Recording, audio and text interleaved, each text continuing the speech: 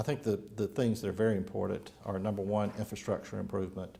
We got to work on our roads, we got to work on our bridges, we got to work on you know, enhanced aspects of mass transportation.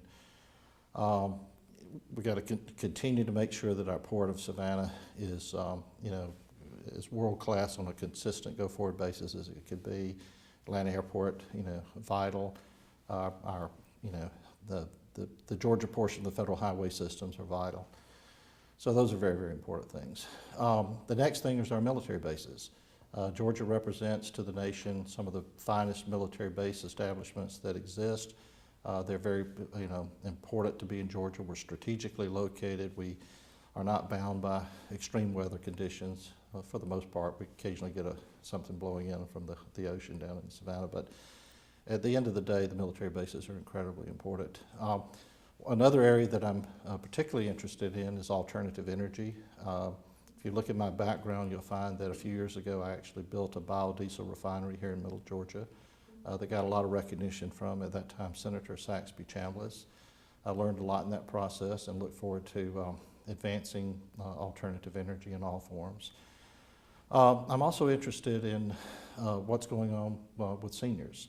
And one of the particular issues I'm focused on with seniors is what's called the 5-year look-back period, so that if you get into a state later in life, or any time really, but particularly later in life, where you're going to need to go into a nursing home, if you didn't move your assets into a shielded condition at least 5 years before that occurs, then that could basically cause your inheritance to the inheritance that you would pass along to your family to be reduced by the cost of your stay.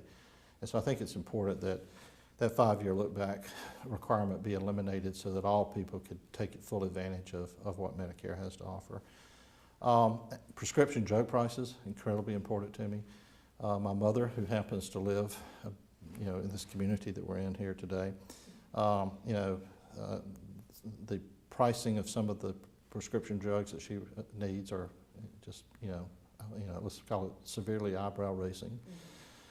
And I also think that we've got to deal with how medical services are priced. I think it doesn't make any sense that a medical provider will charge you one price if will charge one price if it's being paid for by an insurance company, but an entirely different and higher price if it's being paid for you by individually. So I think that there needs to be no haggle pricing associated with medical services. So those are the principal issues that I'm zeroing in on, and I think the overarching issue, other than the government and the military bases, really boils down to how do we, you know, do the best we can to relieve the financial stress on families. I had a question about the infrastructure you were talking about. I know a lot of people in Macon have always been talking about this potential train or what have you, subway type thing between Atlanta and Macon. Is that something that you think would be beneficial? I would absolutely focus on that, and I wouldn't let it terminate in Macon. I'd let it go right on down the highway. I think that the corridor south of Atlanta is the next future growth corridor. I mean, north of Atlanta is exploded, but some of the best kept secrets in in the southeast are what's available to you south of 285. And you know, Macon, a little commercial here, is a fantastic place to retire to. It's got great education. It's got great quality of life. The cost of living is phenomenal. And so I'd like a lot of those folks who head on down to Georgia to come halfway back and settle in Macon. But I think that some type of a rapid rail system, emanating in Atlanta and going south, and then actually at some point in time branching over towards Savannah and even branching towards Columbus would be critical to, if we start looking at the next 100 years, that's the kind of thing we need to be thinking about. So yes.